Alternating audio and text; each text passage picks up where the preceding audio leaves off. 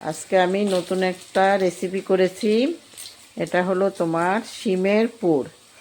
আমি কিভাবে করেছি শিমের পুরটা সম্পূর্ণটা তোমাদেরকে দেখাবো।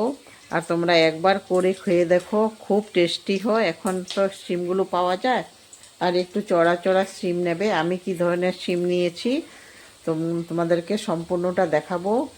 এই রকম শিমগুলো নেবে, এই শিমগুলাই ভালো হয় খেতে, পুর করতেও সুবিধে হয়। আর কি কি উপকরণ লেগেছে আমি সম্পূর্ণটা তোমাদেরকে দেখাচ্ছি, দেখো চলো। ওটা শিউলিস রান্নাঘরে সবাইকে স্বাগত। আমি আজকে করব শিমের পুর। যে কিছু শিম নিয়েছি, এগুলো গাছেরই শিম নিয়েছি, এগুলো দিয়ে আমি পুর করব।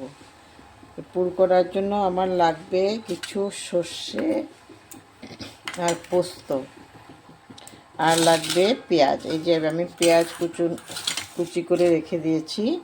আর লাগবে কিছু রসুনটাও আমি পরিষ্কার করে রেখে দিয়েছি।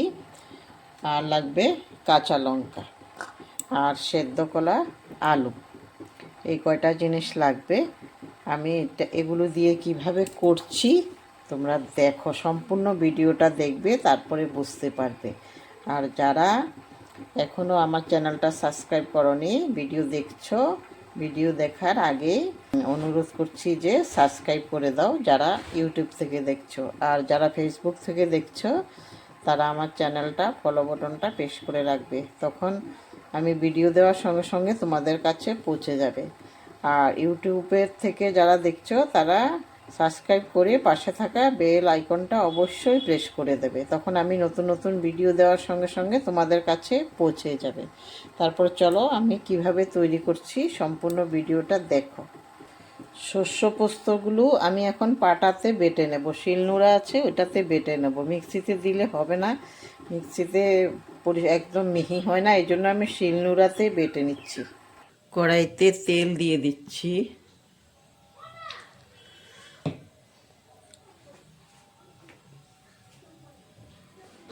এখন আমি পেঁয়াজ আর রসুনগুলোকে একটু ভেজে নেব কড়াইতে।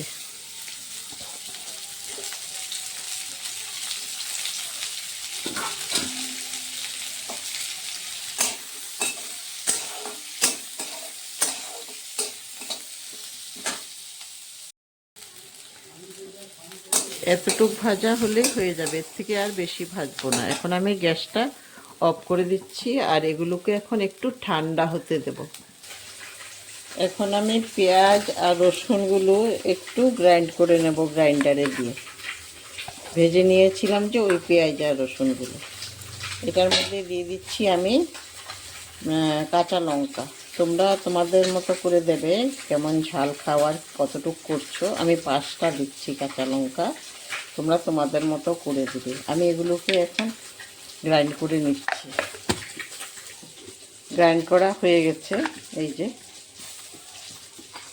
এখন আমি এগুলোকে নিয়ে নেব। আমি এখন পেস্টগুলো একটু কালো জিরে দিয়ে দিচ্ছি তেলের মধ্যে, আর পেস্টগুলোকে একটু ভেজে নেব।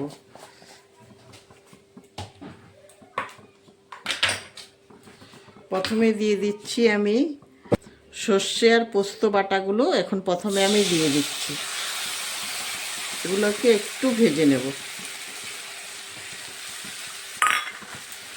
ওইটার মধ্যে আমি রসুন আর পেঁয়াজটা কাঁচা লঙ্কা দিয়েছিলাম যে পেস্ট করে, ওগুলোও দিয়ে দিচ্ছি একসাথে। এগুলোকে একটু ভেজে নেব পুর করার জন্য। এটা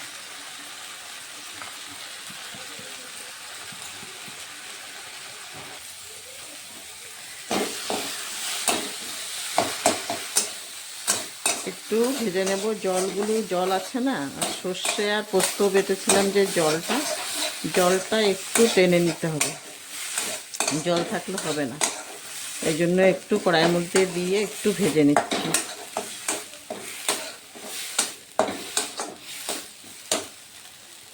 পুর রেডি হয়ে গেছে, আমি এখন গ্যাসটা অফ করে দিতে পারবো।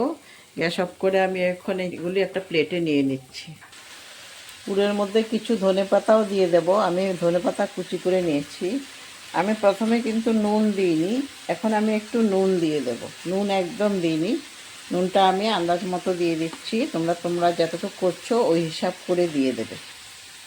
এখন আমি ধনেপাতা আর নুনটা এটার সঙ্গে মিশিয়ে নিচ্ছি, হাত দিয়ে করছি, হাত দিয়ে না করলে হবে না, পুর ঢোকানোর সময় হাতে ইউজ করতে হবে, এই জন্য হাত দিয়ে মেখে নিচ্ছি।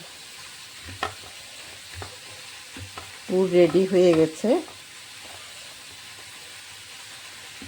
তোমরা এখন পর্যন্ত যারা আমার চ্যানেলটা ইউটিউব থেকে যারা দেখছো সাবস্ক্রাইব করোনি, তারা সাবস্ক্রাইব করে রাখবে আর পাশে থাকা বেল আইকনটা প্রেস করে দেবে, তখন আমি ভিডিও দেওয়ার সঙ্গে সঙ্গে তোমাদের কাছে নোটিফিকেশন চলে যাবে। এখন আমি একটা একটা করে এই শিমের মধ্যে পুরগুলো দিয়ে দেব। শিমগুলো আমি ধুয়ে পরিষ্কার করে নিয়ে এসেছি।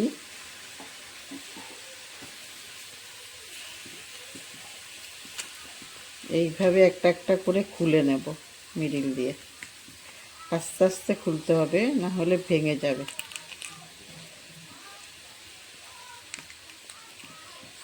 আস্তে আস্তে করে মিডিলটা এইভাবে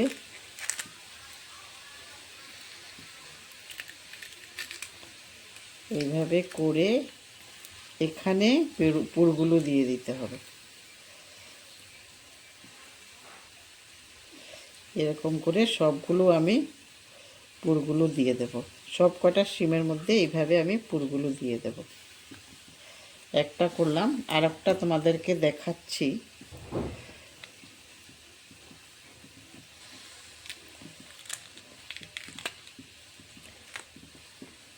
এই যে এইভাবে করে ভিতরে পুরগুলো দিয়ে দেবে। দেখতে পাচ্ছ কি না? এই যে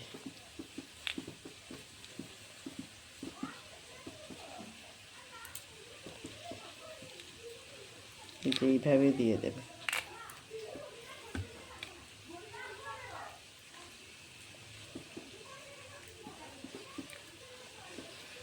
এইভাবে দিয়ে এইভাবে একটু প্রেস করে দিলেই হয়ে যাবে। এইভাবে আমি সবগুলোর মধ্যে পুরগুলো ভরে নেব। এখন আমি কিছু চাউলের গুঁড়ো নেব আর বেসন নিয়ে নিয়েছি। প্রথমে বেসন দিয়ে দিয়েছি, তারপর এখন চাউলের গুঁড়ো দেব।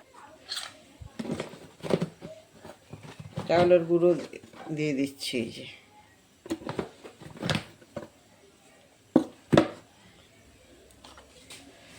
নুন দিয়ে দিচ্ছি, হলুদ দিয়ে দিচ্ছি আর সামান্য জিরের গুঁড়ো দিয়ে দিচ্ছি, আর একটু কালো জিরে দিয়ে দিচ্ছি। কালো জিরেটা দিলে ভালো লাগে খেতে। এখন দিয়ে দেব একটু সামান্য কাঁচা লঙ্কা বাটা।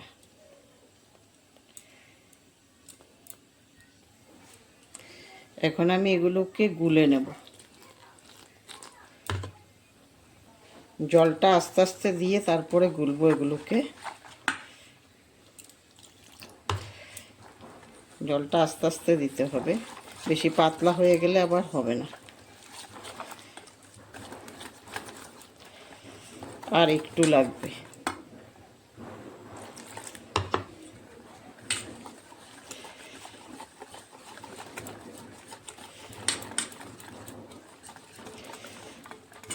রেডি হয়ে গেছে গোলাটা। তেল গরম হয়ে গেছে। আমি এখন বেসনের মধ্যে চুবিয়ে চুবিয়ে একটা একটা করে দিয়ে দিতে পারবো।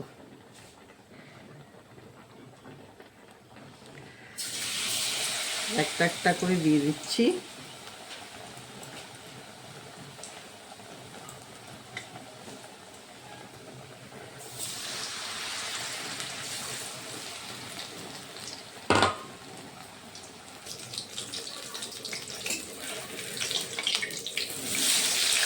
একটা সাইড হয়ে গেছে, আর একটা সাইড একটু ভালো করে ভেজে নেব।